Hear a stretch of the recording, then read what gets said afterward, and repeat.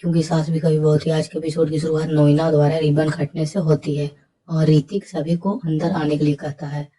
मिहिर और तुलसी साथ कदम रखते हैं और नोइना की साड़ी वहीं हटा के जाती है। तुलसी दीवार पर गोवर्धन वीरानी और अम्बा वीरानी की तस्वीर लगाती है। वैष्णवी यह देखकर हैरान रह जाती है कि काकी साकी बाई की तस्वीर लगी है और तुलसी उनकी पूजा कर रही है। मिहिर फैक्ट्री के संचालन की घोषणा करता है और पार्थ सभी के सामने सिलाई मशीन से कपड़े हटाता है। सलोनी देव से पार्थ की मदद करने को कहती है और देव सलोनी से झूठ बोलता है कि उसकी दुनिया भर में 240 फैक्ट्रियां हैं। देव सलोनी से कहता है कि उसे काम में दिलचस्पी है, मुनाफे में नहीं, और सलोनी उसके लिए बहुत महत्वपूर्ण है। सलोनी पहले तुलसी काकी से मिलना चाहती है लेकिन देव सलोनी को खींच कर ले जाता है। ऋतिक सारी औपचारिकताएं पूरी करता है और तुलसी ऋतिक से कहती है कि कल रविवार से काम शुरू कर दे। तुलसी ऋतिक से कहती है कि मजदूर को डबल शिफ्ट में काम करने के लिए मनाया और मेंटेनेंस टीम की व्यवस्था करे।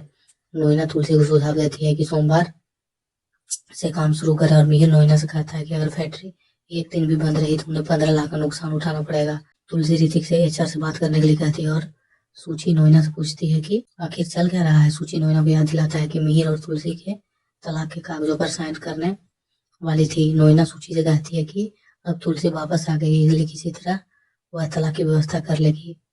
नोइना सूची को बताती है कि उसने सब कुछ तय कर दिया है और जल्द ही उसे बता देगी।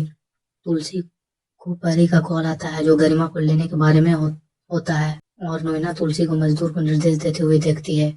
नोइना सूची से कहती है कि उसका सरप्राइज आ गया है और तभी एक आदमी मिहिर और तुलसी को नोटिस देता है।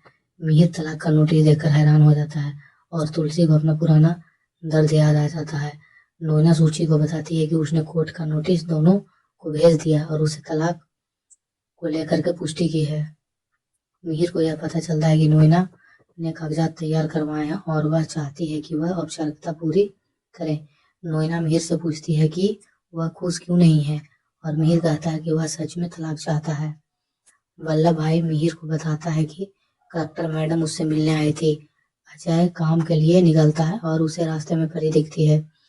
अजय परी से कहता है कि वह उसके साथ चले और परी अजय का हर चीज के लिए धन्यवाद करती है। अजय परी से कहता है कि सब भूल जाओ और कार में बैठ जाओ। मुन्नी मिहिर का आशीर्वाद लेती है और मिहिर यह देखकर हैरान हो जाता है। उनकी मुन्नी कलेक्टर बन गई है। मिहिर मुन्नी को देखकर बहुत खुश होता है और उसकी मेहनत की तारीफ करता है। मुन्नी इसका श्रेय तुलसी को देती है और मिताली ऑफिस में मुन्नी को देखती है। ऋतिक मुन्नी को चाय और कॉफी के लिए पूछता है और मुन्नी सोफे पर बैठ जाती है। मिताली मुन्नी से पूछती है कि वह यहाँ क्यों आई है और तुलसी मिताली से कहती है कि ठीक से व्यवहार करे क्योंकि मुन्नी बहुत मेहनती है। मुन्नी मिताली से अपनी परेशानियां बताती है और मिताली बोर होने लगती है। मिताली मुन्नी के सामने चुप रहती है और मुन्नी के सवालों का जवाब नहीं दे पाती। ऋतिक मिताली को किट्टी पार्टी में जाने के लिए कहता है और मिताली मुन्नी से पूछती है कि वह क्या कर रही है। मिहिर मिताली को सही व्यवहार करने की चेतावनी देता है और तुलसी मिताली को बताती है कि मुन्नी उसकी बेटी है। तुलसी मुन्नी से कहती है कि वह नियमित रूप से आती रहे। परी और अजय अपने अपने बच्चों को लेने आते हैं। तारा की माँ अजय से कहती है कि वह नियमित रूप से उनसे मिले ताकि वो बातचीत कर सके लेकिन अजय कहता है कि वह अपने काम में व्यस्त है। परी को असुरक्षित महसूस होता है। तारा और सनी खेल के मैदान में जाना चाहते हैं और गरु भी उनके साथ जाना चाहता है। तारा की माँ को एक कॉल आता है और उसे तुरंत अपनी माँ को लाने जाना पड़ता है। तारा उनके साथ रहना चाहती है लेकिन उसकी माँ उसे ले जाती है और परी भी जाना चाहती है। अजय जाने पर जोर देता है और परी मान जाती है। मुन्नी राहुल को कॉल करती है और सबको अपने जीवन साथी बताकर उसका परिचय देती है। ऋतिक राहुल और मुन्नी को बधाई देता है। तुलसी राहुल से कहती है कि वह उसकी बेटी का ख्याल रखे जो उसके लिए बहुत कीमती है और मुन्नी भी उनसे यही कहती है। गायत्री मुन्नी को देखकर हैरान हो जाती है और गायत्री उसे गले लगाती है। मिताली खुश होती है क्योंकि मुन्नी की सगाई हो रही है लेकिन ऋतिक अंदर से खुश नहीं होता है। तो दोस्तों आज के एपिसोड में इतना ही। बने रहिए मेरे साथ। Thank you.